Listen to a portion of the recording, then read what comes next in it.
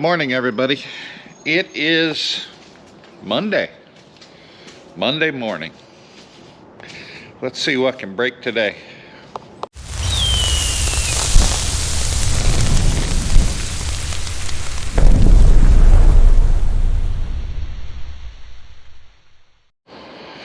So let me show you what I'm working on today.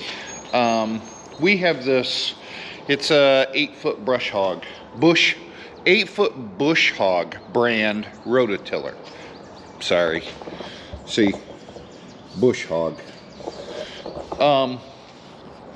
It just so happens that Richmond Brothers up in Bayport, Michigan, they are a bush hog dealer.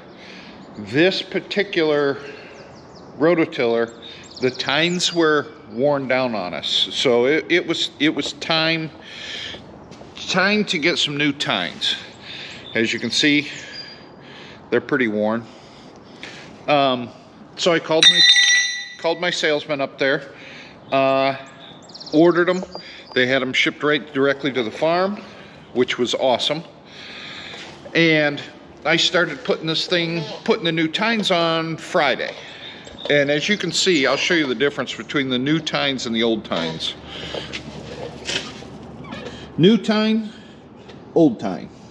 You can see the height difference, how low this goes compared to that one. So yeah. But while I was messing around with this Friday, I got looking at this one side over here, and I'm like, that don't look right. There's a gap. There's a gap up here and not one down here. And I'm like, that tells me there's a bearing out. So I came to this side and I pulled the cover off, and sure enough, that's a bad bearing. Who knows how long that's been bad.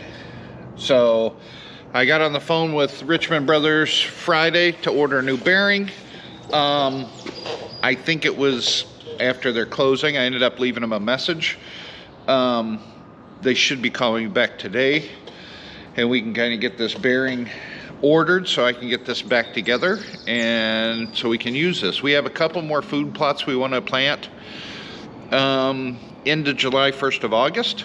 So we need this rototiller for those food plots.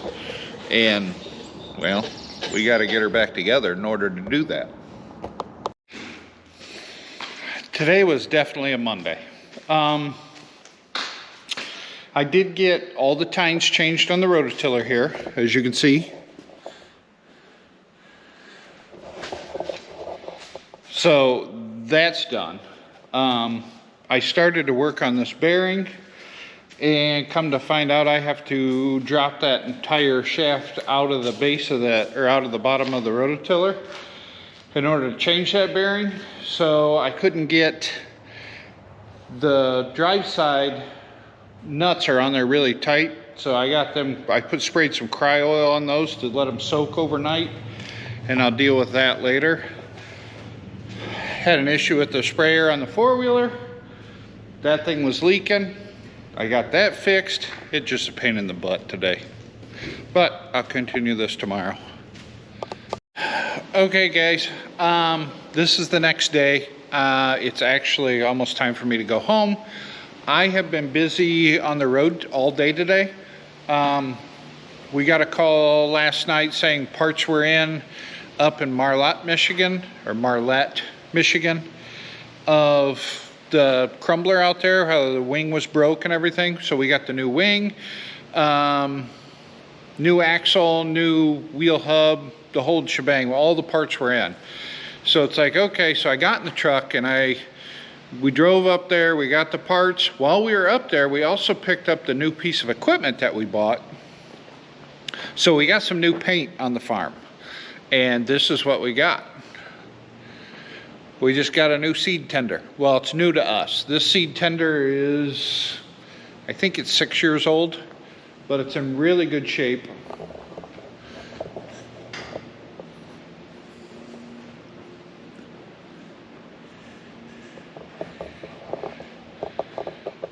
So this is actually going to save me, basically. You guys knew the seed wagon that I used to fill the planters and everything, how all those 2,000-pound bags and totes were dangling above my head, things like that. If you think about it, it's just an unsafe situation, because if one of those straps were to break on the bag, that's 2,000 pounds crushing down on top of me. So this is actually I guess it's more of a safety issue in our eyes. This will hold just as much as the seed wagon will. It's self-loading, so this auger actually will swing out and swing up, so the bags are only going to be about 2 feet off the ground, and it'll load itself with that auger. And then when the wagon is full, you swing the auger in like it is, swing this end out, and then you can fill the planters with it. This is going to be a much safer situation for me during planting season. I have a feeling we're going to be using it this fall, because we're planting about 400 acres worth of cover crops, and I have to go get cover crop seed, so we're going to put this to use this fall. So there's the new paint on the farm. And because of the fact that the day is almost gone and I spent most of the day running for parts and picking up the new seed tender, I am going to turn this into a 3-day video and continue it on tomorrow. So we'll catch you in the next one. Well, we'll catch you tomorrow. They say it's supposed to rain today. Sure, right. They have been calling for rain for it's supposed to rain all weekend. It was supposed to rain yesterday. Supposed to rain the day before. Today was a 92% chance of rain all day long. This morning I woke up, because it was supposed to start raining last night, rain all day today, rain into tomorrow morning. Went to bed last night, no rain. Woke up this morning, no rain. Looked at the weather. Now it's down to like a 42% chance of rain this evening, and then no rain tomorrow. It just keeps going around us. It coming right at us, and then it's like the Great Divide. It splits and goes north of us and south of us, and we get nothing. Sounds about right. I will tell you this. It's guaranteed to rain Friday. You want to know why? I know. Because A, they're not calling for rain, and B, we are leaving Friday morning on a road trip on the motorcycles. So that's almost a guarantee it's going to rain, right? Oh well. I need to work on this rototiller. I need to work on leveling some rock on the road and in the driveway here. I need to... There's actually a lot of little stuff that I need to do, but if it rains, I can't do it. I also need to go spray some of the food plot fields, but we'll see. We'll get to that when we can get to it, I guess. And I did mention that we are leaving Friday on the motorcycles. We are going to Illinois Sunday night, Sunday evening, afternoon. I don't know, like Sunday at 4 o'clock. We are going to Pontiac, Illinois for a moto meetup. It's kind of like a YouTuber meet and greet thing. We're going to that. And it's also a kickoff party for another YouTubers that we watch and we actually have become friends with, are doing a Route 66 ride. And they start off in Chicago and go all the way to California. And they're having like a kickoff party type deal to leave. So we're going to that. That is Sunday. The dates are, I think it's the 17th, 16th, 17th, 17th, 8th. It's right around that date. That's going to be Sunday. But we are leaving Friday morning and going down. I'm from Illinois, so I have a lot of family down in Illinois. So we are going to travel down, visit some family Friday night, all day Saturday, Saturday night. And then Sunday, early afternoon, late morning, we're going to leave there and travel to Pontiac, Illinois for this moto meetup thing. And then Monday, we're coming home. Just in case you guys want to follow along. So Friday will be a motorcycle video. Sunday will probably, or Monday, whatever day I put it out, will be another motorcycle video. So probably the next 2 videos will be motorcycle videos. Right? Yeah. Did I say that right? I don't, you guys understand what I'm saying. All right, I gotta get to work. Just finished spraying the food plot, and whatever I had in that sprayer last, it's creating like a snotty mixture, and it keeps plugging the screen. So I'm gonna have to throw some kind of cleaner in that tank and swish it around and wash it several times, and then pull everything apart and clean the slime out of it. It's just a pain in the butt.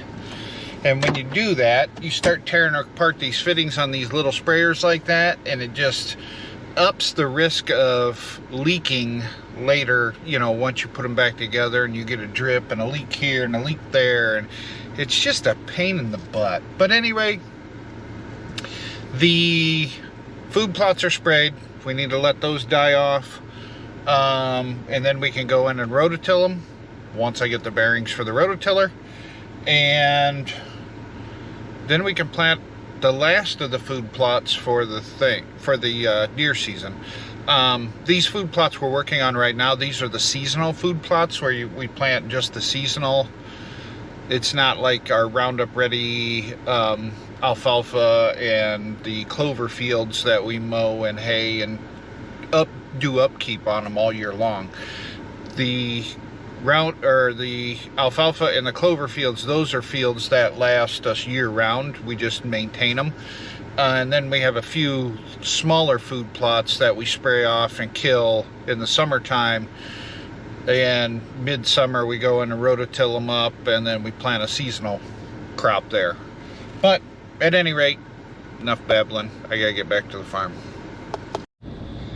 Well, it is 4 o'clock, so I'm heading home, and we got a rainstorm that's heading our way.